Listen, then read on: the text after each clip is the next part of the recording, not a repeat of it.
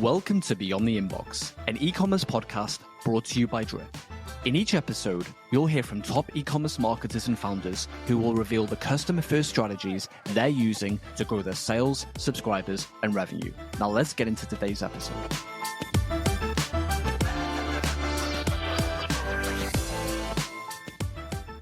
In this episode of Beyond the Inbox, I'm joined by John Roman, CEO of BattlBox. John shares his insights on how BattlBox grew its customer base and increased customer loyalty through community building and effective churn management. He also talks about the importance of content creation and engaging with customers to build a brand that customers identify with. Tune in to learn more about BattlBox's journey and the strategies they used to achieve success.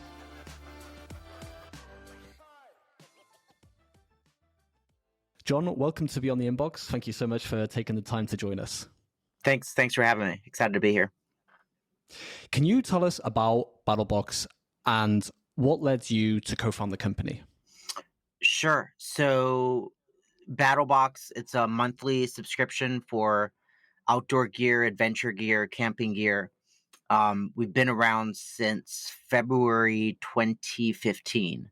So we just hit the 8-year mark last month, which is pretty cool. So it's a long time.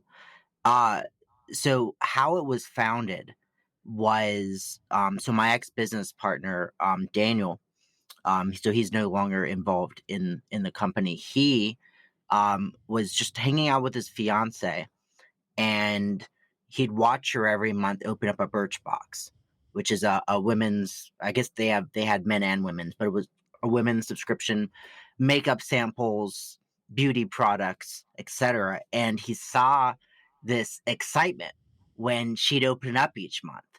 And, after watching it a couple of times, he was like, man, I want to have that joy, that feel.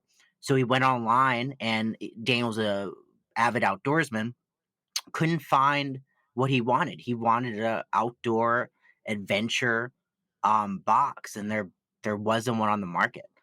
And the business, him and Patrick, who is my current business partner, the two of them had ran a business that was very slow in December, basically dead. And that gave Daniel some time to come up with this idea and concept. And 2 months later, February 2015, launched in live. I have so many questions I want to ask about how you're marketing the company today. Before I dive into those, I want to ask you about Southern Survival and the Netflix show. Sure. How did that come about? Tell me more about that. Man, it was a process. So we had we had brought on, so in our infancy, we were sending YouTube boxes out each month to influencers, YouTubers. It was part of we were very heavy off the jump, and it was part of our go-to market strategy. We came across at the time, it's funny to say this existed, our pre-purchase survey, asking them, where'd you find out about us, and the usual suspects. But there was an other button, and people were writing this individual. His name is Brandon Kerr, and he's the face of our brand currently. They were putting his name in over and over again. We looked him up. He was a paying customer. He wasn't even one of the comp boxes. That relationship turned into a comp box, to here's a monthly payment, to finally, hey, do you want to move yourself, your wife, and your 3 kids down to Georgia and really double down on this content piece? And he said yes, and he moved down, and we immediately, not even double down, we quadrupled down on the amount of content we were putting out. At that point, we were only putting out, we actually really weren't putting much out. He was putting some out for his channel, and it was really just one video a month, which was the monthly review. But we had kind of this idea of really growing the community via content and education and training and product reviews. So shortly after he came on full time and we started rolling and the content started being produced, a production studio saw it, and they reached out to us And let's see. So I'm going to do some reverse math here to figure it out. So 2020, I meant 2019, 2018. Yeah. So I think, yeah. So 2018, they reached out to us, said, "Hey, we love what you guys are doing. We have some money. We want to shoot something called a sizzle reel, which I had no idea what that was. It's comes prior to a pilot. So you shop a sizzle reel, you get the money for a pilot, you shoot the pilot, then you get a money for a season, and that's how TV had traditionally worked. Um, so they came down, few days, shot this sizzle reel. They were hot and heavy with History Channel, and that's kind of where we thought this was going to go. History Channel sits on it for 6 months. They don't tell us yes, they don't tell us no. It's just kind of we don't know. And after 6 months, they tell us, "Hey, we're going to pass." So we're a little disheartened. This didn't work out how we thought it was going to. And the production studio, and this is a decent production studio, High Noon Entertainment. They've done the Fixer Upper series, which is very large. Cake Boss. I mean, these guys know what they're doing, and they're like, "No, we have some meetings with Discovery Channel. We're gonna pitch it to them." Okay, they pitch it to them. 6-7 months, again, and eventually they say, "Hey, you know what? No, thank you. We're good." All right, so now we've had our heart ripped out twice. Um, and at this point, it's January 2019. It's been, over a full year. And they said, well, we have two meetings that we have set for January this month. We're meeting with Walmart for their streaming service, which I don't even know if it exists anymore. And we're meeting with Netflix. Well, they meet with Netflix, and Netflix doesn't give money this whole time they're shopping it to get money for a pilot. Netflix doesn't do that. Netflix says, we don't do pilots, we do seasons. So we want it. We'll pay for a season. We right of first refusal on the next 7 seasons, or the exclusive rights to the next 7 seasons. And that was in January. By March, by March, everything was in place, deal signed. And then the second half of 2019, they came and filmed for 6 months, came back in January 2020 to get a few extra shots for just continuation and make everything work on what they had built. And then extreme radio silence for about 6 months. And in July 2020, it launched. It's a lot. Wow. Yeah. That's quite a journey. It is. And working with Netflix is not fun or enjoyable, but it's another story. We'll save that for another time. Yeah. I want to ask you about the night and day differences in terms of brand awareness. There's a story Matthew McConaughey tells in his book about his movie coming out on the Friday and no one knowing who he was. And by the Monday, everyone knew who he was. Do you see that type of contrast with a show going out on Netflix, or is it more of a gradual brand awareness happening in the weeks and months of following? So it wasn't Matthew McConaughey fame, but relative. Yeah, it so we premiered July 4th weekend in 2020. Leading up, and this is probably just the best example, leading up to July, we were averaging probably about 150,000 unique visitors on our site a month. So not a small amount, a decent amount. In July, we had 1.2 million unique. And it's people are watching this on their TVs. It's not like they're watching it and it's easy to click. It's not an ad where you can instantly bounce to a landing page and hit our domain. You're having to either type it in directly into the search bar or in the URL bar. So it's a big increase. Now the traffic did not behave identical to the optimal paid traffic we were acquiring prior, but no, it still performed. We had built kind of a slightly different journey on our website in preparation for it.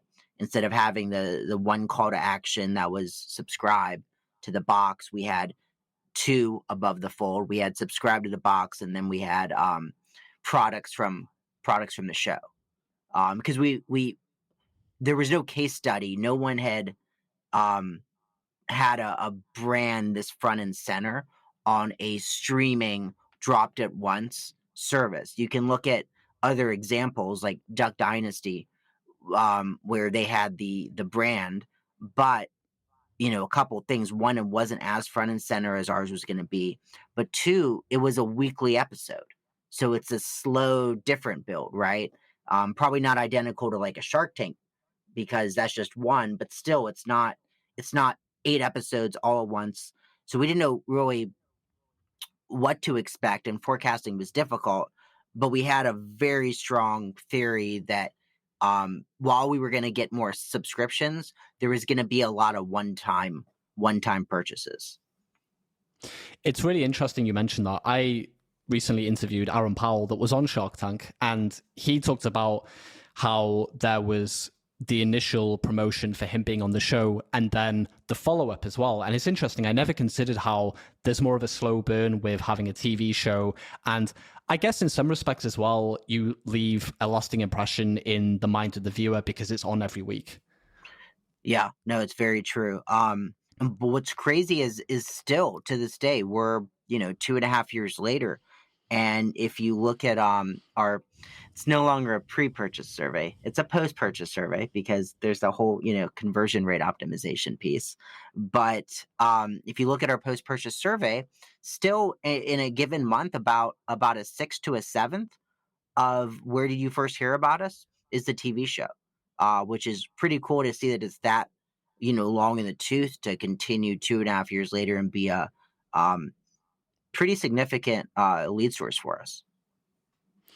I want to touch on something we mentioned earlier, the subscription box itself. You have these pricing tiers on the website, and I want to ask you, how does each tier impact retention and revenue?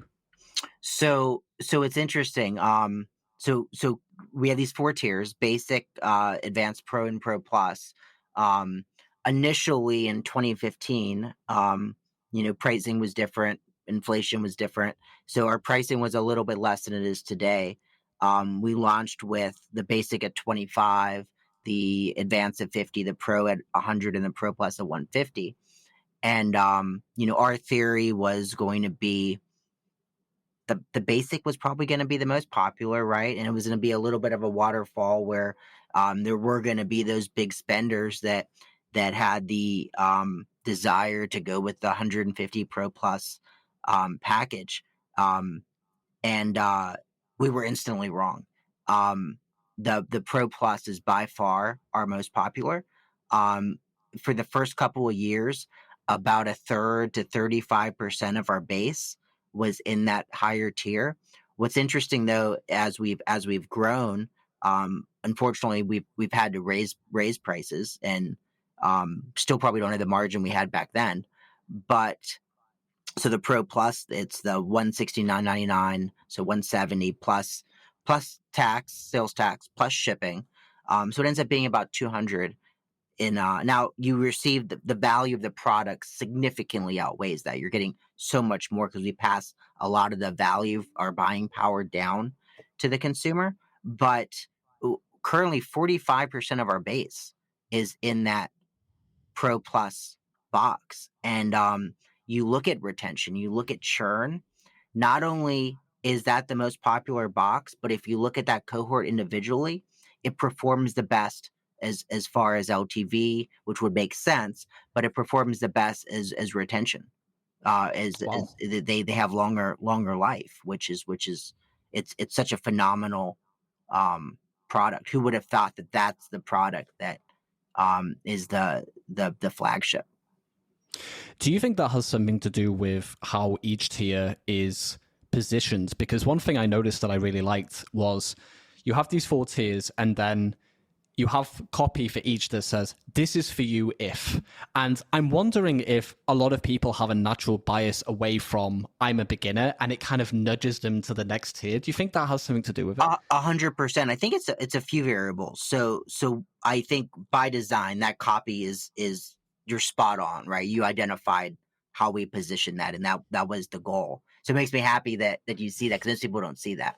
But yeah, so that's a piece. There's a couple other things that we do. So, we ship out everyone's box at the same time. We go, strategically farthest away shipping first. Everybody gets it around the same time, because it's a surprise model, and there's a subset of our customers that they don't want to know what's in the box until they're able to open it up themselves. And so the interesting thing, if you're a basic customer, an advanced, pro plus, it doesn't matter. You get the same 6 to 7 page booklet in there. And when you open it up, there's a message from us explaining any overarching subjects that we want to address. But then it goes into the basic box. But after that, it also, and it talks about each item, why we picked it, what the value and practical use is. But then you turn the page and the advanced products, and if you're a basic customer, you didn't get these. And then the Pro and the Pro Plus. So we've showed everybody what they're missing out on as well. And we see this natural progression where people through time upgrade. And the other piece is, at this point, say on average, we probably send about 50, sometimes more, sometimes a little bit less, sometimes a lot more comped boxes out to influencers, reviewers, people with social presence, and people without social presence that are just fanatics of the brand, and we know they're going to post. And we only send one box out. A comp box is only one thing, and it's the Pro Plus. We don't send out comped basic, advanced, or pro boxes. If we're sending a box out, it's going to be our flagship product. It's going to be the best of the best. So any reviews, anything you're seeing online when you're researching, you're only seeing one of our tiers showcased. So at that point, like you see the huge value there. If you have the discretionary income and discretionary funds and desire to get this product, you're going to go with the big one. So I have so many questions about the upgrading. It reminds me a lot of what the great Dan Kennedy would talk about when he was talking about how you have these tiers, and there is always a percentage of an audience that wants to pay the most just because it's a reflection of their status and so on. Sure. And I wanted to ask you, how are you doing this in email? I want to talk a lot about email, and I want to ask you, if I come through the funnel and I start on a basic because I identify with being a beginner, how over time are you nudging me to ascend up the money pyramid, so to speak? Sure. So we do send emails after the box is dropped and the items are released. We do send all customers our own review. So we put out our own review, which we showcase the entire box. So that keeps it front of mind.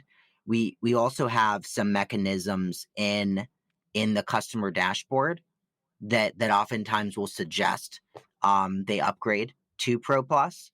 We do make it super easy to do that.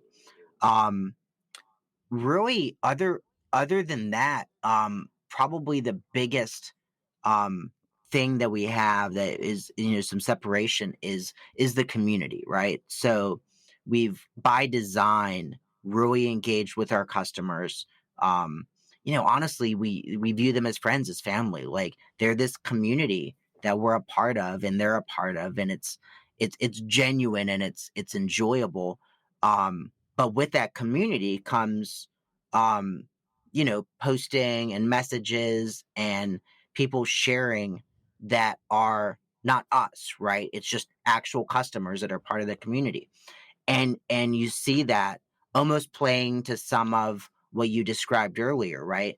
People showcasing stuff, people giving their opinions, but it really it sets the stage that, not everyone can afford the Pro Plus. It's a lot of money. It's a lot of money to give to a brand every month. But seeing the way the community interacts with each other, and it's all in a positive way, and they're showcasing their Pro Plus, it makes you, you kind of want to do it. So, and it's a very indirect piece, but it works. It's the occasional text message, it's the occasional email, but it's less those. It's there's on the dashboard. There's also some retention pieces. So if customer has had X amount of renewals with us and their lifetime spend is over Y, and they try to cancel, we'll offer them a free upgrade. And they do the upgrade, and then the following month we let them know, hey, do you want to stay at this higher tier? And we've shown it to them, and they've experienced it.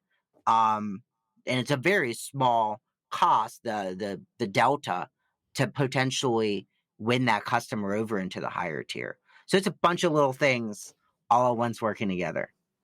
That's fascinating. So you're taking a potential churn, you're essentially upselling them, and then there's the option for them to downgrade if they don't want to stay on that pricing tier, if I understand correctly. Yeah. Wow, that's fascinating.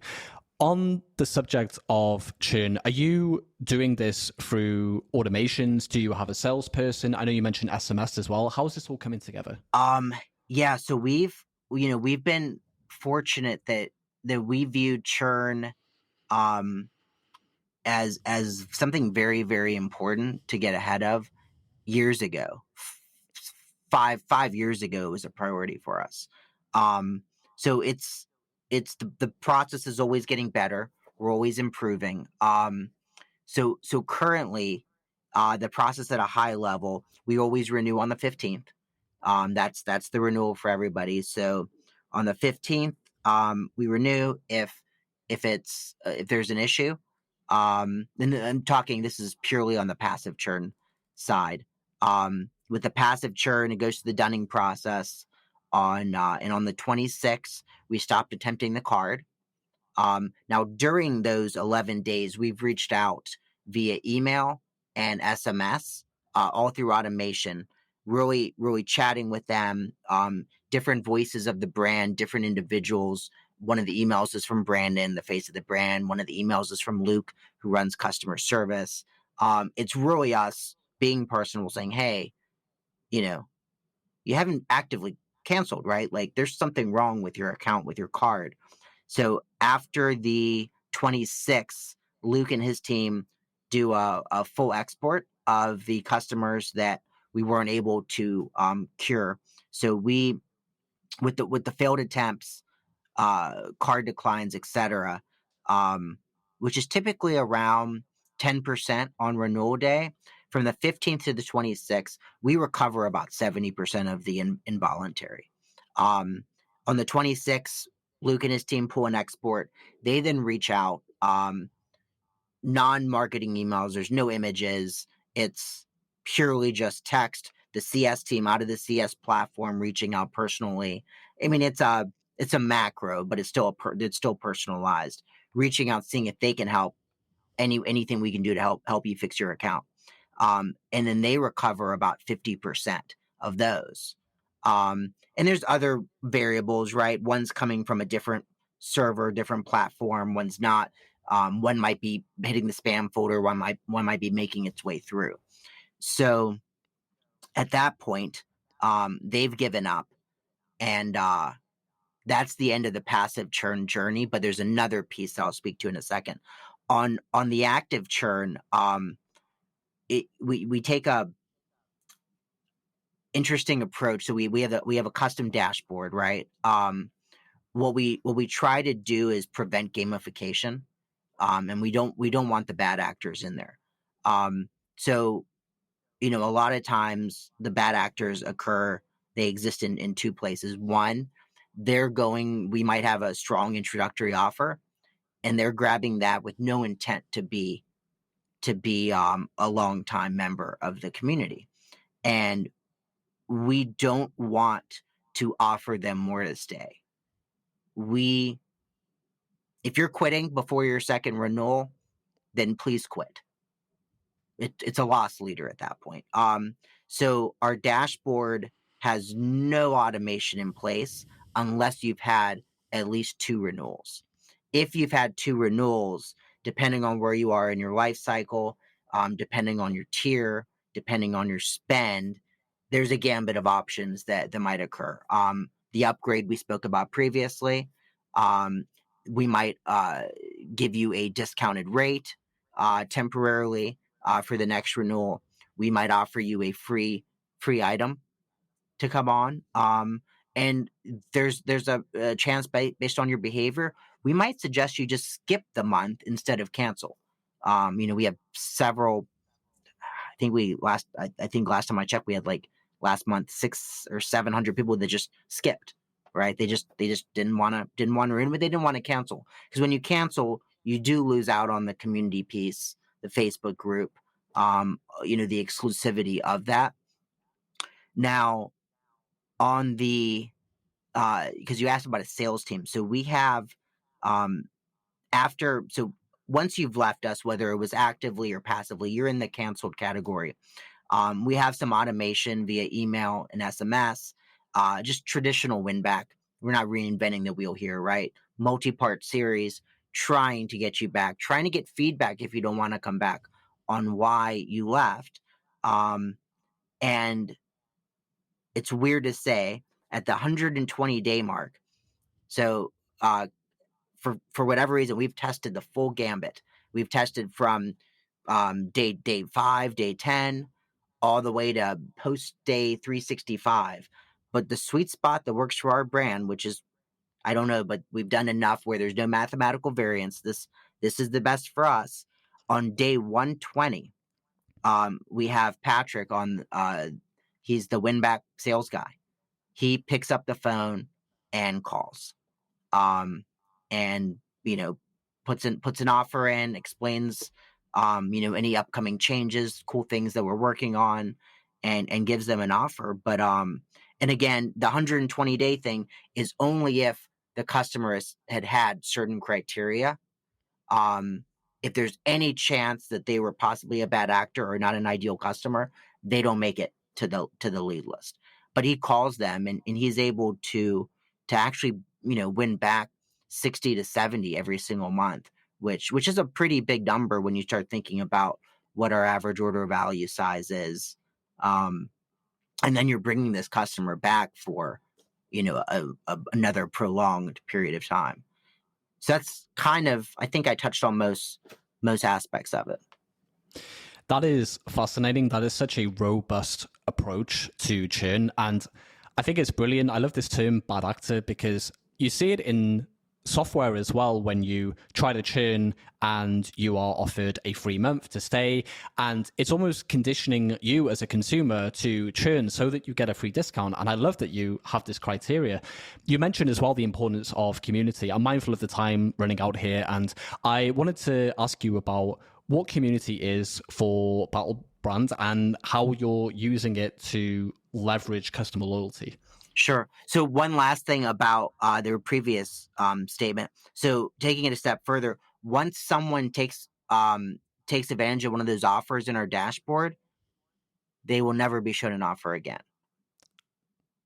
Because we want to, again, prevent gamification. If you're doing it multiple times, we could probably improve it. Maybe we don't show it again unless it's 6 months later. Maybe build some logic like that. Could be beneficial. Yeah. We haven't. It's probably not going to probably move the needle, but it could probably make a slight improvement. But yeah, so on the community piece, so we lead with content, right? We put out a large amount of content. In the past 2 years, we've started from zero to even to an insane amount of short form content, because that's how our consumers want to digest at this point. A lot of the content's engaging, right? It's getting people to give their opinion on the video or engaging and joining a conversation. So there's a lot of community building there. It used to be BattlBoxForum.com. It was a Reddit style bulletin board. We, since unpopular opinion by many, but we migrated it to a Facebook group, which there's pros and cons to that. But the group is very unique. So you have to be an active subscriber to our service to be in the group. And not everyone's in there. We have maybe, I think, right at 8,000 members that are in the group.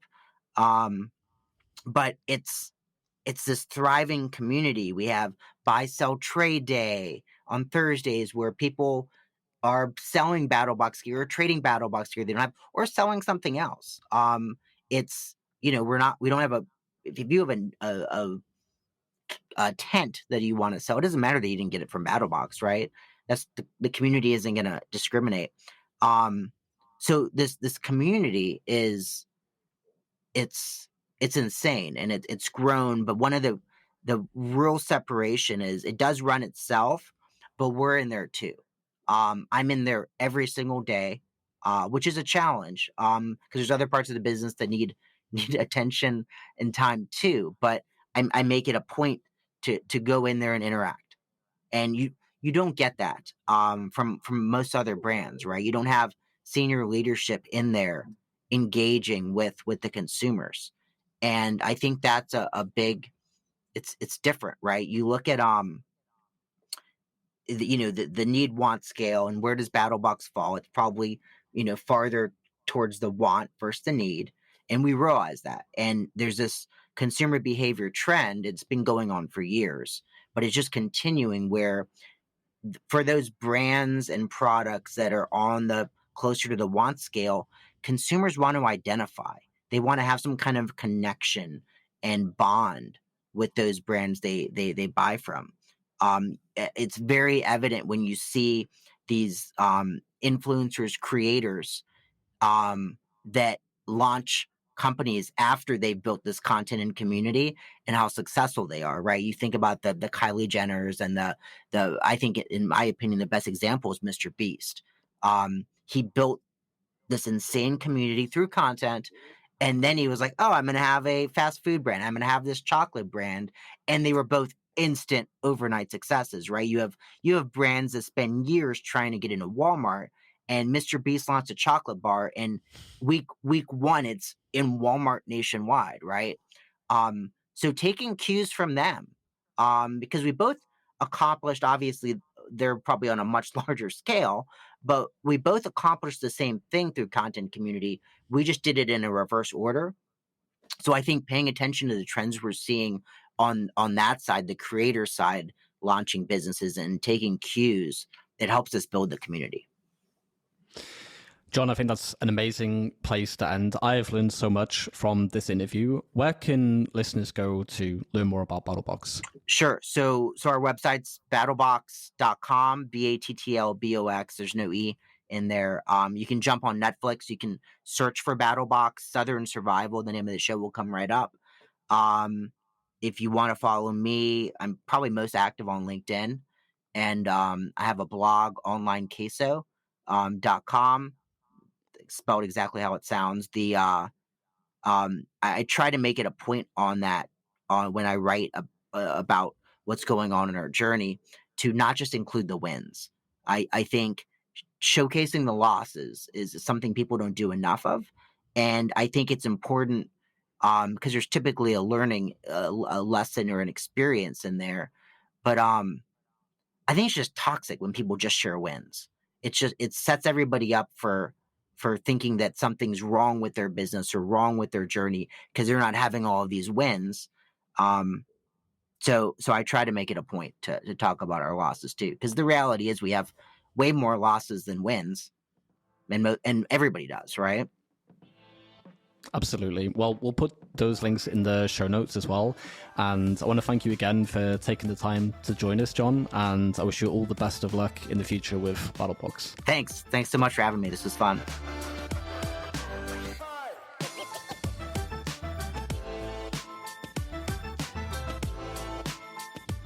You've been listening to Beyond the Inbox, an e-commerce podcast brought to you by Drip.